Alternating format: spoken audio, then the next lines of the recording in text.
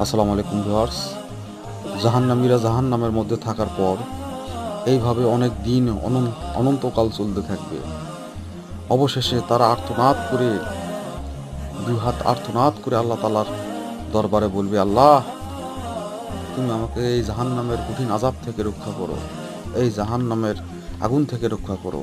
কারণ আল্লাহ তাআলার ওয়াদা সত্য, আল্লাহ তাআলার কথা সত্য। কারণ আল্লাহ কাফের মুশরিক বেঈমানদের জন্য জীবনেও জান্নাত প্রবেশ করাবে না। তাদেরকে বলবে, তোমাদের জন্য এই অনন্তকালের জাহান্নাম, তোমাদেরকে পাক এবং পবিত্রও করা হবে না, তোমাদেরকে বাহির করাও হবে না এখান থেকে। তোমাদের উপর লাঞ্ছিত, অপমানিত, তোমাদের উপর লানত থাকলো। আল্লাহ তাদের সাথে কথাও বলবে না সেই দিন। তারা এত আর্তনাদ, এত কান্নাকাটি করবে,